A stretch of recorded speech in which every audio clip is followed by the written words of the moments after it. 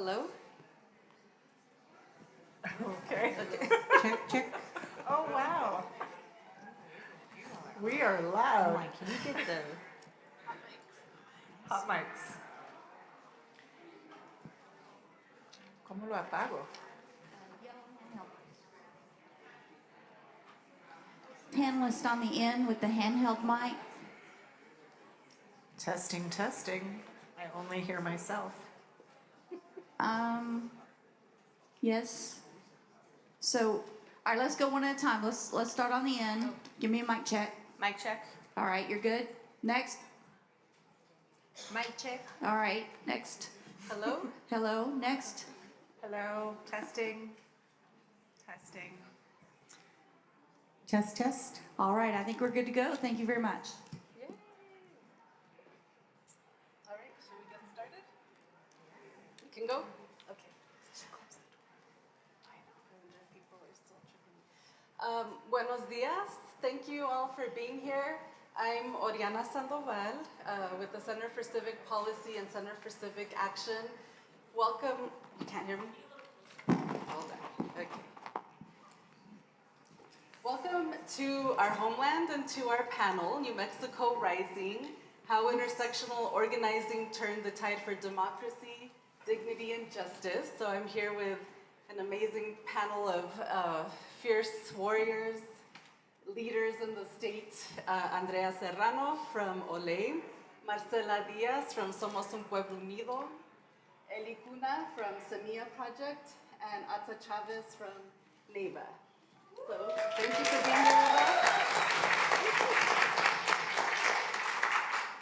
us. So again, welcome to New Mexico. I think a very underrated, under the radar state, but we're accomplishing amazing things here in spite of some very real challenges.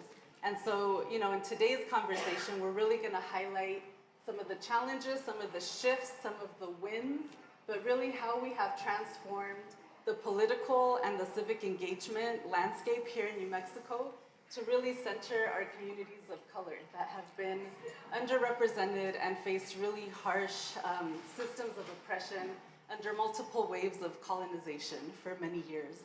So very happy to be here with you today. I'm gonna do a couple minutes just to give you some context and some landscape settings so that you just kind of know where we are and some of the accomplishments that we've worked on. So here in New Mexico, we're really lucky that we've worked extremely hard to build out amazing infrastructure here in the state. So we do have a very collaborative culture of working together across issue areas, across communities, to really build power for ourselves and for our communities. We have formidable foes here, the gas and oil sector, corporate lobbyists. They have infinite amounts of money and political influence. So the way we win here is by joining forces and really centering our communities and our shared expertise. So we've built a robust civic engagement and electoral infrastructure. We have C3s, we have C4s, we have PACs, and we have our donor table, and we have our C3 and our C4 table. And also, there's been a significant shift in who's leading the work in New Mexico. It's led by women of color. So I want to just go quickly through a few little slides here that show you the snapshots of this last election cycle in 2024 that demonstrate our power building, our decade plus of power building and collaboration. So the first slide, our primary elections in 2024. We won collectively our C3 and C4 table doing voter engagement work. We won 90% of the races that we targeted. Yep. We won 10 out of 12 of our House races, 6 out of 6 of our Senate races, and 3 out of 3 of the county races that we targeted. Then, in the general election, we won 73% of the general election races that we targeted. So that looked like 10 out of 14 of our House races, 5 out of 7 of our state Senate races, and then our congressional race that is Congressional District 2 in southern New Mexico, which we were instrumental in also drawing the map for that. Also of note, the progressivity increased of, New Mexico has a woman majority legislature for the first time in our history.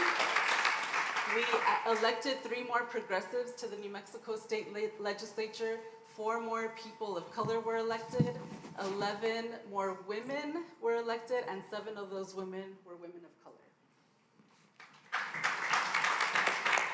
Also, we know that when our groups intervene in elections and talk to voters, it works. So we did see a bit of a Trump bump in terms of his support across the state. However, not necessarily in the districts where we worked. So first we saw higher voter turnout in districts where we intervened and were actually talking to voters.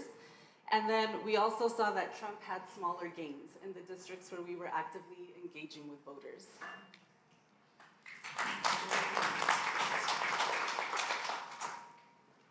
And then we also saw increased margins. So we know that our civic engagement work does have results. We don't do it just for the fun of it. We do it because we want to win and because we want to have an impact, and the data shows that. We had increase in margins around our win numbers and also an average increase in voters participating in the districts where we intervened. And then CD2, again, our congressional district, the first time around, we won by 1,000 votes or 1,800 votes in the newly redistricted Southern New Mexico district. And this time around, we just further solidified our base there and kept the year-round engagement with voters. And this time around, support increased in every single county in CD2. And our margin grew to 10,000 votes, I believe. And so with that, I'm going to hand it, I think it's going to be, we're going to do Andrea first. But with that, I'm going to hand it over to our panelists who are going to really tell the story about how we've done this work, the systems we've built out, the shifts we've been able to accomplish together, and what that looks like here. So Andrea Serrano from Ole. Good morning, everyone. Just so much appreciation for you all being here. And in thinking about the work in New Mexico, I want to first talk about New Mexico itself. And a lot of folks in the room live here and work here, so thank you all for being here and for the work you do. We're a snapshot of such a larger coalition of folks doing this work in our state. But also New Mexico, I think every state is unique in a different way. And New Mexico is just a little different from everyone else's differences. And I'll talk about that a little bit more. New Mexico is a snapshot of what the country is going to look like by 2048. We're a 63% people of color majority state. We have, one of the largest indigenous populations in the country. We are, lots and lots of elected folks have, Spanish surnames, are indigenous, we also have, very recently, our first Black state senator, which first in this millennium is criminal, but it's, that's a reflection of the problem of voters. It's not a reflection on the senator himself. Senator Harold Pope is the first Black senator in New Mexico. And so having that sort of level of people of color, and that definitely does deserve applause, but when we think about the fact that there's a majority of people of color in this state, and yet we're one of the poorest states in the country, we keep our children in poverty, and those are policy decisions that have been made. That isn't a reflection of the wealth that exists in this state. New Mexico is actually one of the wealthiest states in the country. We have a $27 billion land grant permanent fund from oil and gas that's extracted from stolen land. That's a reality of this state. We're also a border state. So there's also the extraction of human labor in our state. And so all of that has created the conditions for lots and lots of land speculators. This started as soon as the United States came in came the Santa Fe Ring. And the Santa Fe Ring, created this cycle of poverty that we see in this state. And so that cycle of poverty has to be broken. And it's not going to be broken by wealth. It isn't going to be broken by wealthy people. It's going to be broken by the snapshot of organizations that you see on this stage today. So in 2012, the idea came to fund early education through the Land Grant Permanent Fund, which at that time was $12 billion. And so to take 1% of that $12 billion fund and fully fund early education, and that had to go before voters. And we had a Senate who was a majority Democratic Senate block that legislation year after year after year. The public support was there, the organizing was there, the money was there, the studies were there, the return on investment was there, all of the elements were there except for that block. And so what happened? In 2020, strong coalition formed and removed those blocks. We helped those senators find a new career path. If you're not good at the job you have, then you need a new job. And if you're keeping the children of New Mexico, mostly Indigenous and Latino children, in poverty, then you are failing at your job. So they needed to get a new job. And then we got the constitutional amendment on the ballot. We passed it in 2022 with 70% of the vote. These organizations on this stage and so many others were a part of that win, and made New Mexico the first state where early education is a guaranteed constitutional right for every child in this state.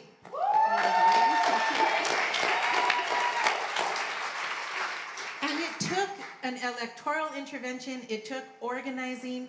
The children who were at the beginning of this fight were in high school by the time we won.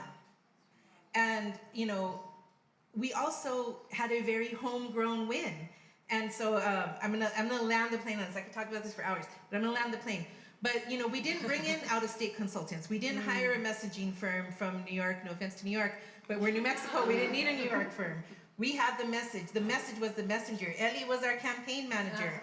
Angie, who's in the crowd, was our comms manager. We, you know, all of the organizations were like, oh yeah, we have the constituencies. We can talk to our own people. We had yard signs that were in English and Spanish. Yard signs that said, "Skoden, let's go vote for Constitutional Amendment 1," and that came out of NM Native Vote.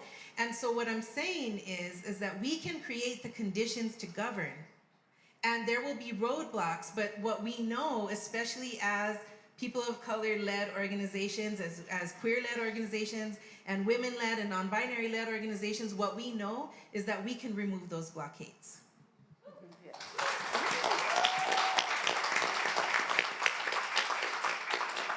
Thank you, Andrea. We'll hear from Atza Chavez now, please. Neva and NM Native Vote.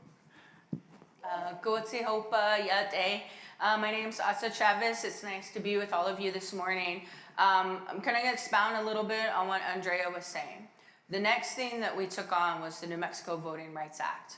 Okay, we saw all of the blocks that were happening across the country and had a conversation about we can't let this happen in New Mexico for a state that is majority people of color. And so this is something that we had been working on in past renditions, but just as Andrea mentioned, we had a few blocks. We had to change out a few folks to really be able to do what we needed in leadership to get this crucial piece of legislation forward. We kind of set the blocks or set the stage by the work that we were doing in the census that we were all a part of. We had then the following year our redistricting wins. For NAVA and NM Native Vote, we were able to kind of have a year in our year-long UN of trying to get all of our 23 tribes, nations, and pueblos to agree on one consensus map. We accomplished that goal 5 hours before the special session to go over those maps. So it was insane. Don't want everyone to do that again. But the thing is that we created these maps, specifically the people's maps. And there was a point in time where the Senate was voting where they were like, you're pitting Hispanics against the Native American vote, right? And they were trying to just have us fight with one another. But because we have this coalition, we called Ellie and some of the other folks, Mariana and Naya at the time, and we said, we need to combat this. And so what they did immediately was put out some op-eds that said, no, this is not natives against Hispanics. This is about what the people's choice is and the people's power and the people's map. And so we were able to just say, no, this is not how you're gonna treat us in this state. We are together. And so that is the reason why we were able to get those maps across the finish line. And when we decided that we wanted to move forward with this Voting Rights Act, we created a huge coalition of a number, was it like 70 so organizations that came together and said, we want this for our state.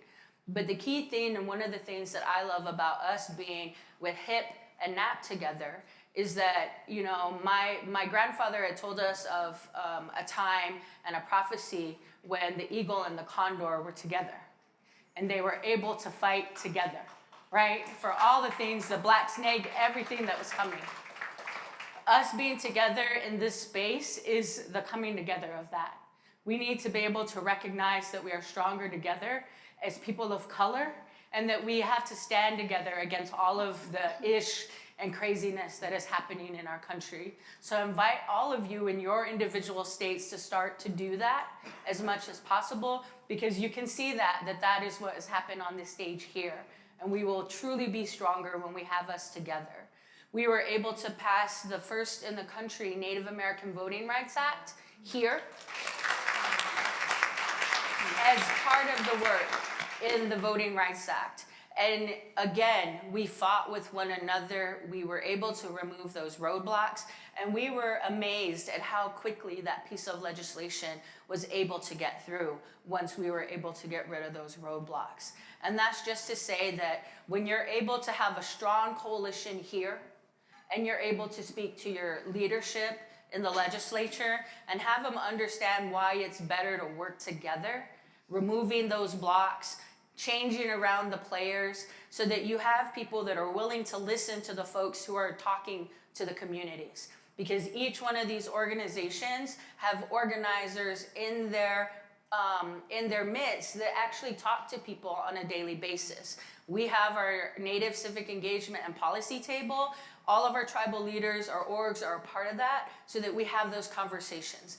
And that's key to governance. You need to be able to organize your folks, have those conversations, and take them to your leaders and say, this is the stuff that we helped figure out for you, and you just need to take our force of support so that you have those easy wins. So you have things that you can get done in your state. And it's all of the folks here and some of the folks in the room that have been working on that tirelessly to make sure that it happens. But again, the main point is all of us coming together is what made that happen in our state.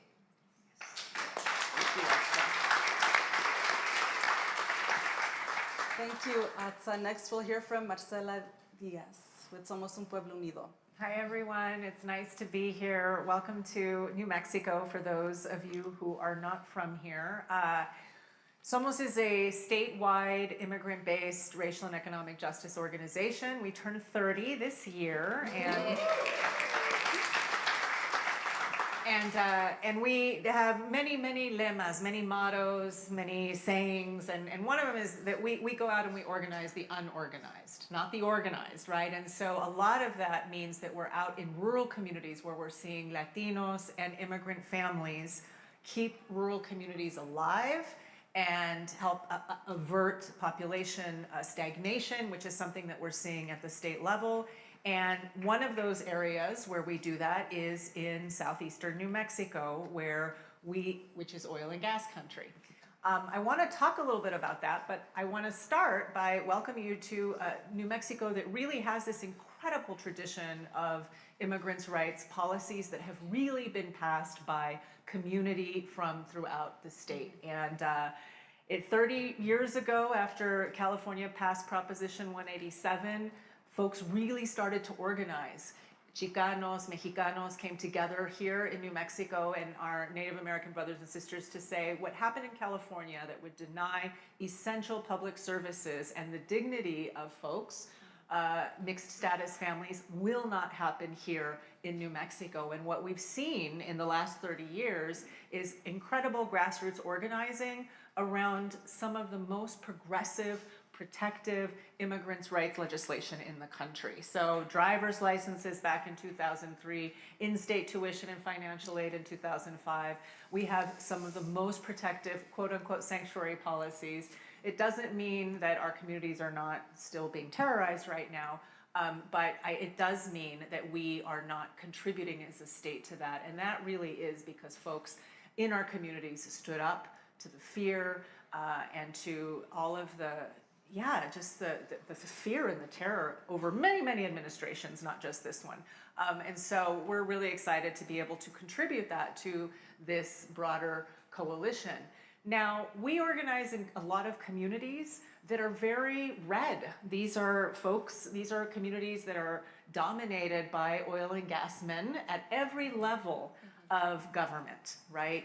And so it seems daunting to go in and say, we're gonna organize Latino immigrants from mixed status families who are doing this backbreaking work to help fund our permanent land grant, but at what cost?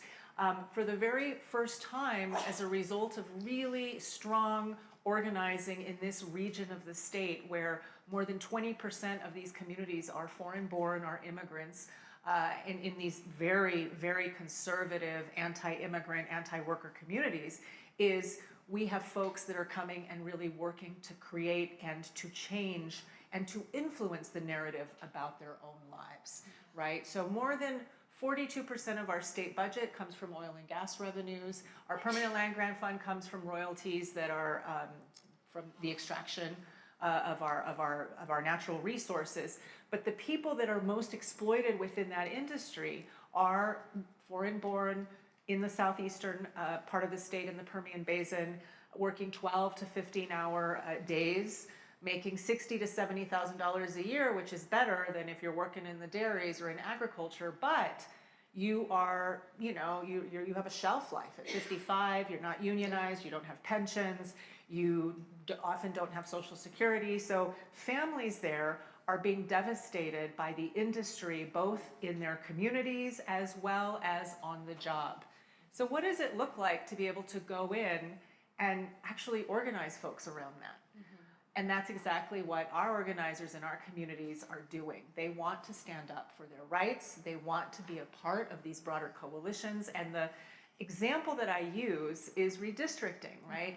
We can't do it alone. We're not going to be able to come to the state legislature when we organize in very red communities and be able to get everything that we want if we're not part of these incredible coalitions that are actually making sure in areas where we actually can win, that we're creating a more progressive legislature. And that's what's so great about the broad coalitions that we're working in.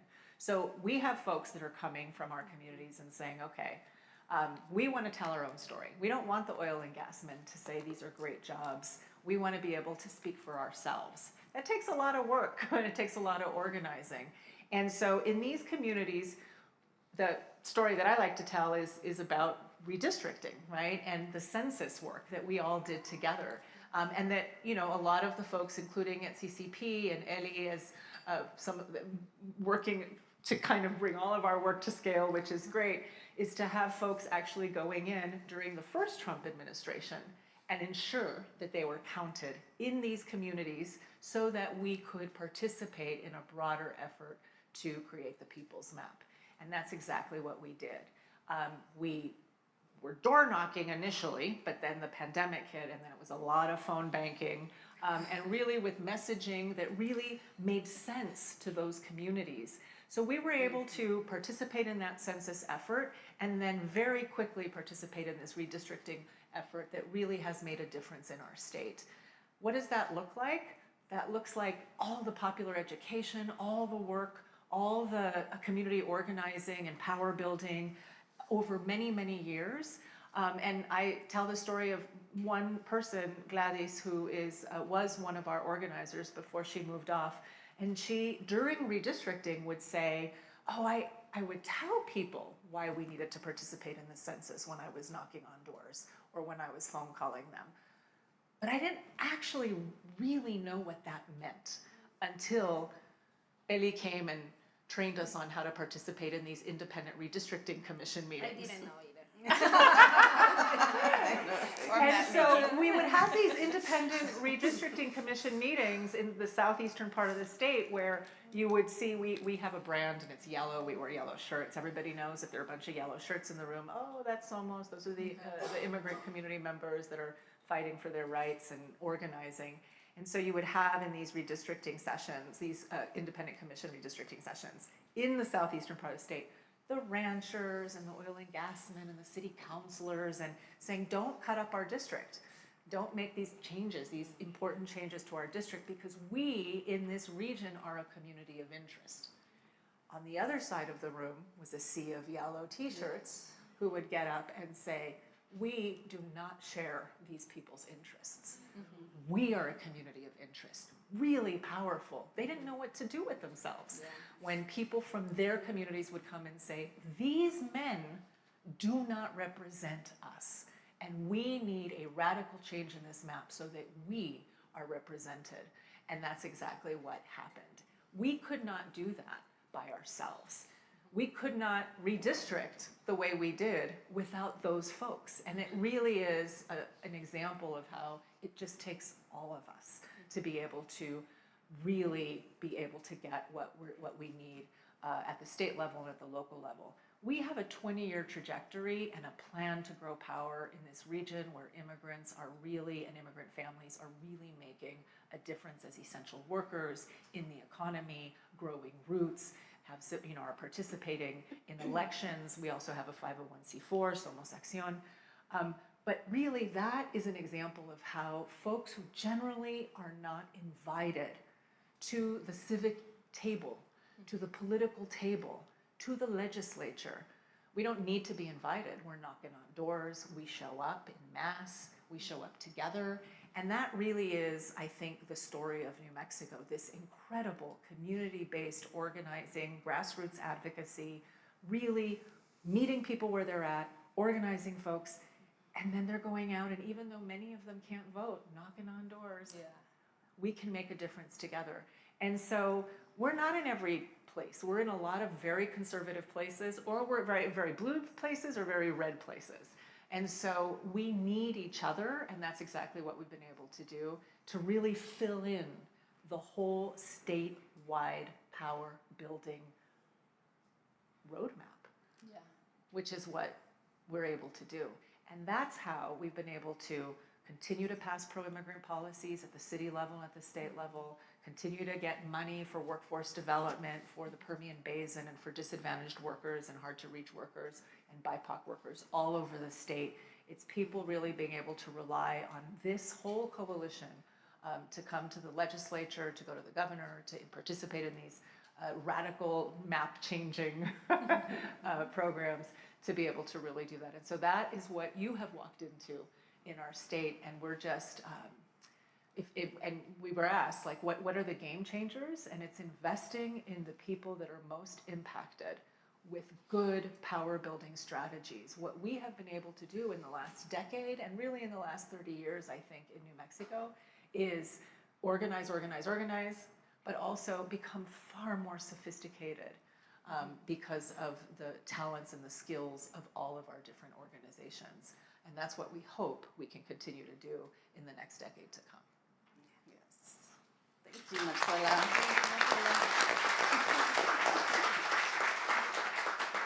I keyed up the word roadmap for you. There you go. Now we're going to hear from Eli Cuna. So hello everybody, I'm Eli. Really happy to be here. As you can hear, we're such a badass organizers.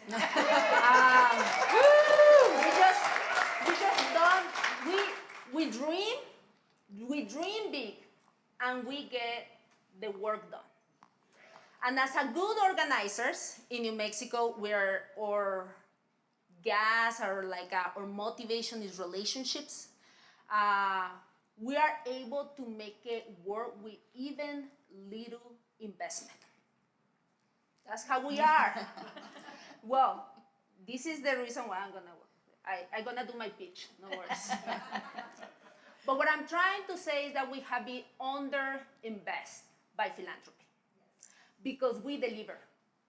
So it seems like because you are a really good organizer and you make it work and you are having these amazing victories, then it's not necessary for us to receive the rest of the investment for the next 10 years of how we want to see New Mexico. And I believe that is not fair. It's not fair because we are the representation of how the country is going to look like. You are right now disinvestment in the most directed impacted communities in the nation, and here New Mexico is an example of it. Semilla was built as a way to disrupt the conversation in climate and just transition, where the majority was, and it continued being white-led. And we are trying to identify and be the disruptors of those conversations. We know our communities are the most directly impacted for just all the transition happening and the new economy that is coming to New Mexico. And the oil and gas is gonna run out. And we have a 40% of our general budget dependency in oil and gas. We have a big problem ahead. But we believe that if we just win amazing policy and bold policy, that will be enough. And I'm gonna just share a little bit a snapshot of what we just won in 2025 as collective. And it's big money for the state. We won $4 million for the Outdoors Equity Fund, just giving directly to folks to go outside to connect with land, because we believe that it's gonna be an incentive to start building up our industry of outdoors and recreation. We are thinking about diversifying. We won $340 million in the Community Benefit Fund, when $27 million of that goes directly to community organizations and no extraction industry to diversify the jobs for our community. We want surface water permitting bill. We're protecting our water. We know that we need to protect our water in this moment of climate crisis. And we also won $10 million of innovation in government fund. How many millions are there in 1 year? A lot, like over 400 millions. And I didn't receive a check for it. The point is that we, as an organizers, we know that we need a year-long engagement. We have been building the blocks, right? We need to be able to engage year-long. We need to be part of races in the water board authorities, in the energy co-ops. We need to play a role in county commissioners, city councils. We need to build up all those niches in elections, right? To make sure that we have the governance that we need and we deserve. But after that, we are facing two challenges in New Mexico. We have not really invested in the infrastructure of implementation. We have all these wins, and we don't have a plan of how to build up the infrastructure of implementation of these bold policies. And what is going to happen is that we have these millions of dollars moving towards our communities, but there's no way of how to make it happen and direct it impacted to our communities. And the second challenge here is that we need to think about tax policy and how to diversify really the dependency that we have for oil and gas. We know there's upcoming industry, manufacturing, wind, solar, outdoors and recreation, but we haven't built infrastructure to ramp it up. So we can continue winning, but we cannot continue winning without building the infrastructure that we need for the next 10 years. Because we're gonna continue facing amazing victories, amazing folks in power, being a co-governance, but we know the infrastructure that we need for how that is gonna be impacted to the daily life of our folks. Semilla has a statewide infrastructure. We have 3 offices from Las Cruces, Santa Fe to Albuquerque, but also we organize in Deming, Silver City, Farmington, Fort Collins. If you know, it's all thinking about what is the transition is gonna look like, what is the new industries are gonna look like. People in rural areas, they're not just saying like, oh yes, sign me in about protecting water. They wanna see how what I'm saying in the doors impact the daily life. Until we're like, can you drink water from your home?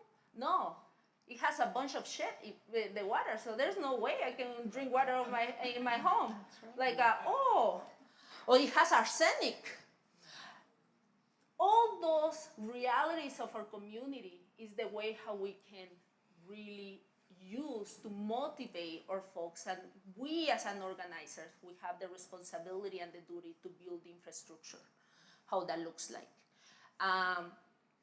And that's everything I need to say, that you need to give more money because it's not just about checking the mark about winning policy.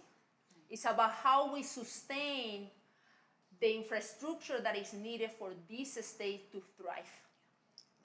And if we're able to do that in New Mexico, we're gonna be able to do that in other states. Because we have in New Mexico, because of these amazing coalitions and because we work our ass off during election cycles, we have been able to leverage power. But power with big ideas do not mean anything if we don't have the money to make it happen in implementation. So I just wanted to share that piece about the work that we're doing in the context of New Mexico. Hey, thank you, Ellie.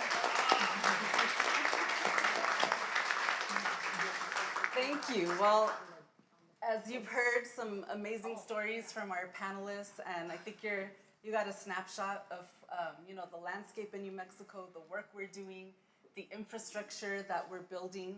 So I just wanted to pull out a few threads, that we heard from the discussion here. I think one is that this type of collaborative, intersectional, cross-state geography and cross-constituency organizing doesn't just happen, right? It doesn't happen by accident. It doesn't just organically pop up. It's very deliberate decisions by leaders, by organizations to engage in cross-issue solidarity, and then also consistent investment in the infrastructure that's necessary to continue to bring all of us together around very strategic campaigns and power building opportunities.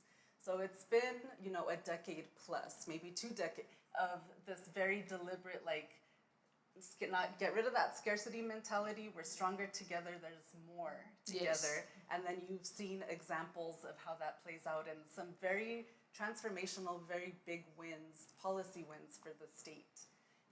And then another thread to Ellie's point too is our power building cycle is not in 2 and 4 year cycles, right? It's not midterm and then the presidential and New Mexico's the blue trifecta state, so you guys have reached the promised land and you're good now.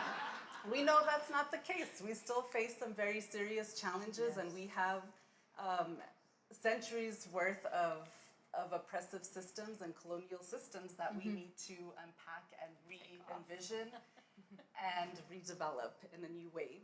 So that's my question to you all in our last few minutes together.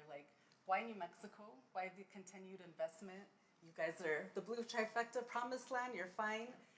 But then, and then what's next? What do you think is next for us, since we're so good at winning policy fights and other things?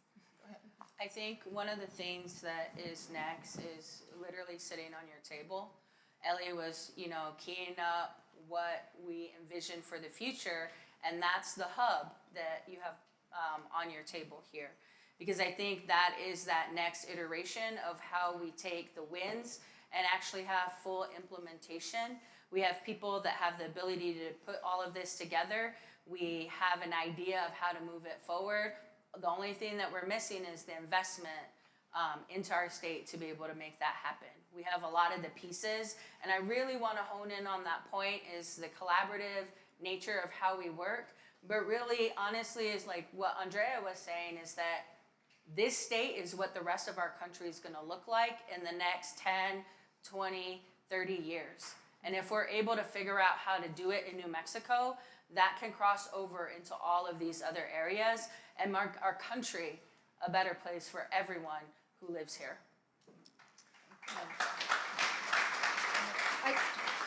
I think the importance is, and I refer the importance of really investing in local civic engagement opportunities and year-long, right? Is usually New Mexico, to win an energy co-op race is a difference of 10 to 50 votes in a local rural community where you can use C3 money on it. But what an energy co-op means for rural community? Well, you know that the people can generate up to 20% of the revenue and going to the local communities if you have people that represent the interests of those communities and regions, of those co-ops. We can fight for community benefits. We can ensure that we protect the water and who is coming to your, who are the investors coming to your area.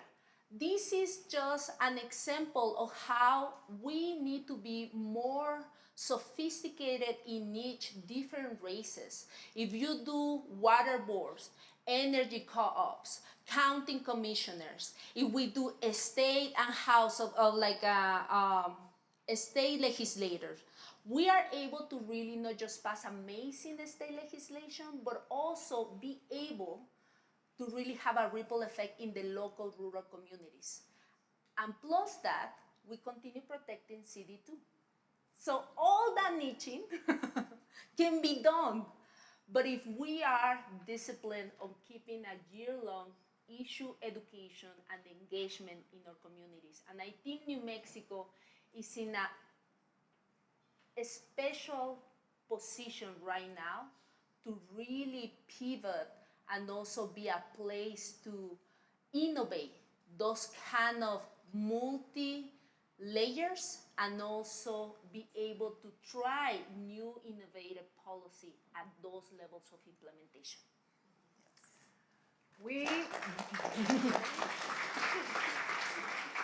Why invest in New Mexico? We're an oil and gas state. Mm-hmm. We're an oil and gas state, and we are undergoing and will undergo a transition, Yes. an energy transition in the next 10 to 15 years. And where else are you going to see organized Latino, Native American, and immigrant oil and gas workers who are saying in their community, who are standing up for a just transition, who are helping decide what a just transition looks like, a real just transition for workers who have been displaced from their home countries, who have come and have grown deep roots in a new part of this country, including in New Mexico, who want to stay in those communities, who understand their value as essential workers, not just to their local communities, but to their state, who are organized, who are working with the University of New Mexico's Center for Social Policy to tell a broader story and corroborate the stories of our lives, and who are in a position to envision what they want and grow the power to get what they want for the kind of economy that they want, the kind of jobs that they want, the kind of training that they want. That's really hard to come by anywhere in this country. But where is it happening? It's happening here. Yes. It's happening here because we organize the unorganized. And so if we can give something to the rest of this country, as we hopefully will see a transition over time, it is how to do it right. That's what you're investing in New Mexico.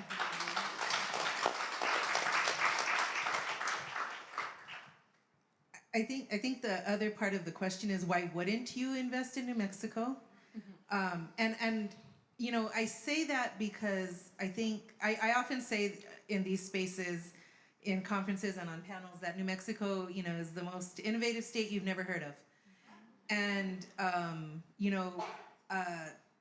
I think that a lot of times we're overlooked because we have 5 electoral votes or because, we don't have a high population. And if you think in that mentality of, what's the next exciting state? What's the next swing state? What's the next this? What's the next that? What gets missed, and it's also moving away from that scarcity mentality. You can fund the hell out of Georgia and fund New Mexico.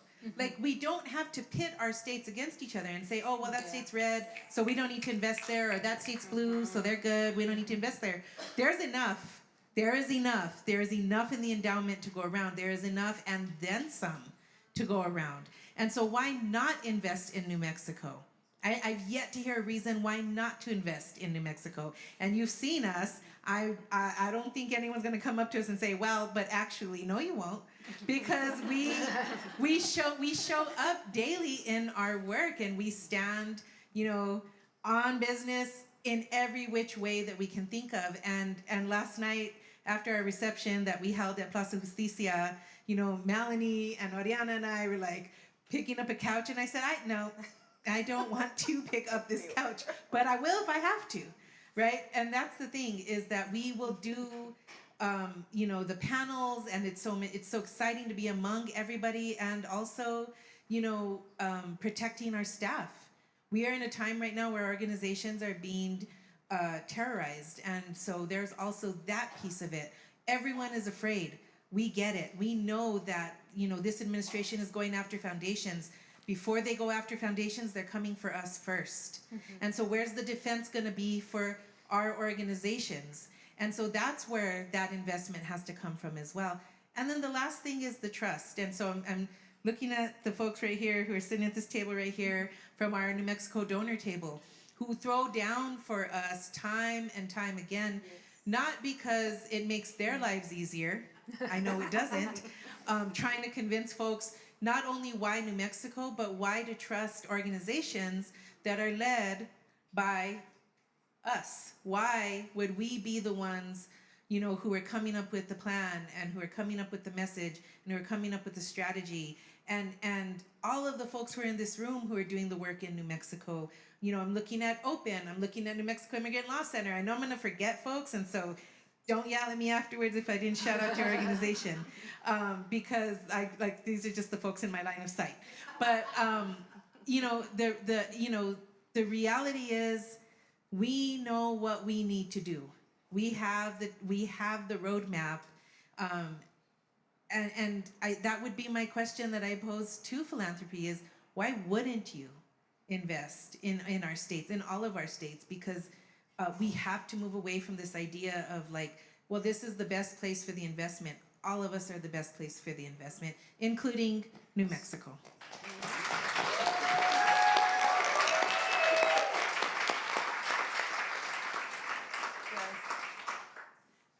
Thank you all for being here. I also wanted to mention Ellie is also helping us create a youth table. So we're expanding our infrastructure as well, because we know they're going to be key to our power building strategy long term too. But thank you all for taking your time to hear us share our story, and hopefully this can build on future conversations on how we continue taking over the world bit by bit all over the country. So thank you. Just a little bit about the youth table. Just a little bit for a youth table. This is the youth right now from 17 to 28. That is like a landscape analysis has shown is the ones who are left behind in the workforce development pathways in New Mexico and in rural areas, and in the folks that we need to target to turn out to vote. So I just want to let you know that, and the reason why it's so important to invest with this in this sector as well. Thank you all. Thank you.